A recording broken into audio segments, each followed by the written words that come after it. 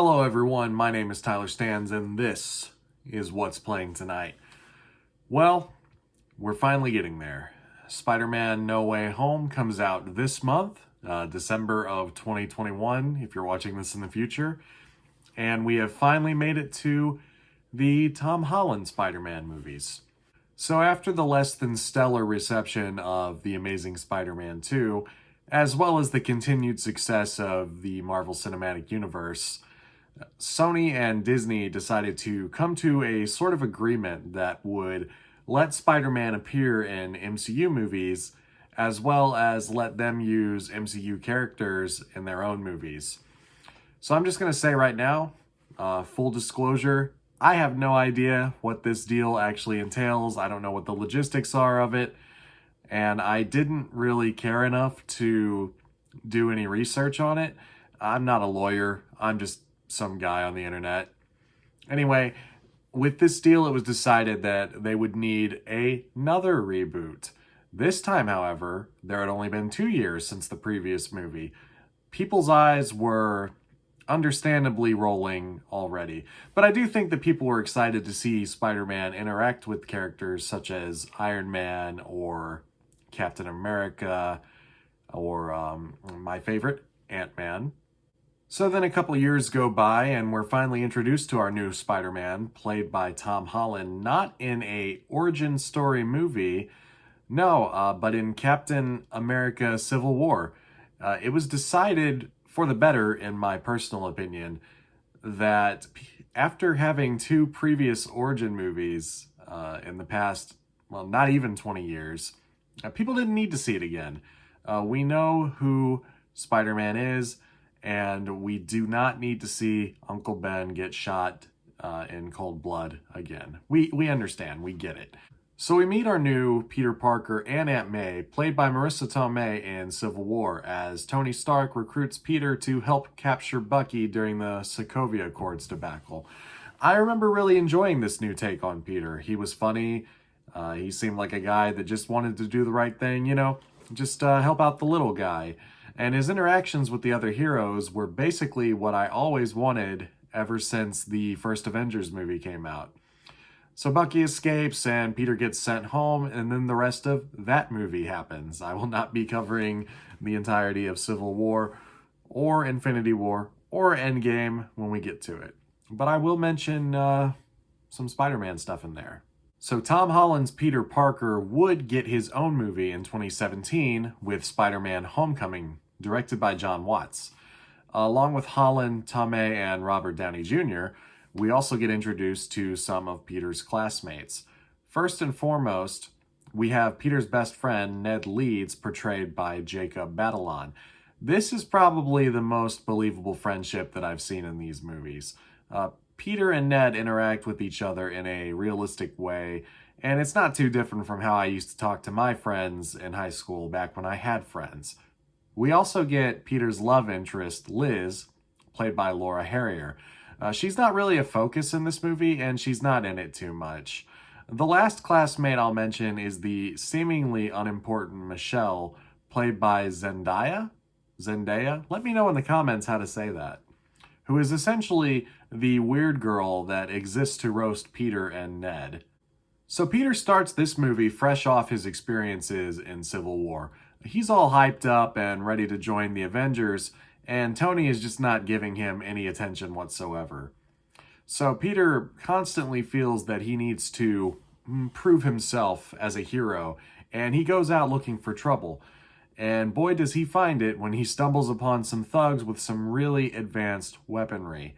Which brings us to our villain, Adrian Toomes, or the Vulture, played by Michael Keaton. I like this version of the character quite a bit. He's basically a blue-collar guy that has been screwed over by people like Tony and other rich guys. His heart's in the right place. He's running this operation to provide for his family and the families of all the guys that are working for him.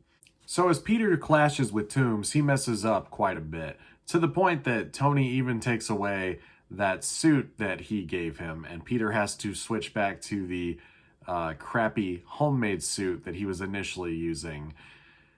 I think this is a good dynamic between Peter and Tony. I know a lot of people complain in these movies about how Spider-Man is basically just Iron Boy Jr., but we've gotten two franchises, two series, if you will, of Spider-Man just being Spider-Man.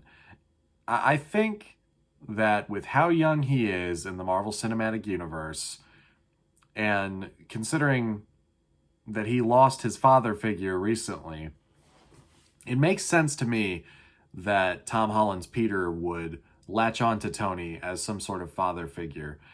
And the dynamic between the two of them is really good. I don't mind so much that Tony has a big influence in Peter's life. In fact, I think that the point of this movie is Peter learning that he doesn't need to be an Avenger to be a hero, and more importantly, that he can be a hero on his own. I think the twist in this movie is pretty great.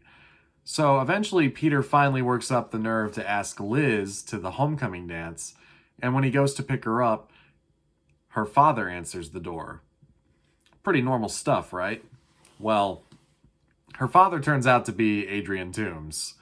When I saw this in the theater, the crowd reaction was great. I think there were two younger teenager girls in front of me, and a couple rows in front of me, and I just heard them go, "No!" It was awesome. Well played, Marvel. Well played. So eventually, Peter stops Toomes on his own, wearing his crappy homemade suit. Toomes gets sent to jail and decides to keep Peter's secret. Tony offers Peter a spot on the Avengers, but he turns him down, deciding to stay as a friendly neighborhood Spider-Man. Liz moves to another school because her dad just got caught being a supervillain, and that means that the decathlon team that I completely forgot to mention because it's really not that important needs a new captain. Michelle steps up, but makes sure to tell everyone that her friends call her MJ. I'm guessing that means she is the Mary Jane character of this iteration, and we'll see more of that in the next movie. So I think Spider-Man Homecoming is pretty good. It certainly feels more like an MCU movie than a Spider-Man movie, which makes sense because a lot of the MCU movies have the same feel. You can tell you're watching an MCU movie when you're watching one. It's definitely not my favorite. The comedy lands, the action scenes are good. Michael Giacchino's score is fine, if not a little forgettable. I mentioned in my last video that it was my opinion that The Amazing Spider-Man 2's CGI was on par with Homecoming and Far From Home. And I did mention that I would have to retract that statement, maybe. So I'm going to retract it a little bit. I think that Homecoming CGI is actually worse than the CGI in Amazing Spider-Man 2. Spider-Man just doesn't look real. He looks like a cartoon anytime that there's an action scene going on. Anyway, I'll have to see how Far From Home holds up, but on this rewatch in 4K, I was just really not impressed with the CGI used to create Spider-Man. I give Spider-Man Homecoming 3 out of 4 ties. I also realized that I forgot to include the first Amazing Spider-Man in my rankings in the last video. Oops. So here is the updated ranking. At number 1, we still have Spider-Man 2. At number 2, we have Spider-Man Homecoming. At number 3, we have The Amazing Spider-Man 2. At number 4, we have the first Spider-Man from 2002. At number 5, we have The Amazing Spider-Man. And down at the bottom is Spider-Man 3 at number 6. I don't think that list is going to change too much by the time we're through with this. I think that Spider-Man 3 will constantly be at the bottom unless No Way Home comes out and it just really sucks. But we'll find out. Thank you guys so much for watching. Let me know what your updated rankings are in the comments. It'd be nice. It'd be cool to see people rank their opinions of the Spider-Man movies as we go on. Or just comment whatever you want. I mean, It's fine. If you like the video, please click the like button. If you want to see more of me, consider subscribing. My name is Tyler Stans, and this has been What's Playing Tonight.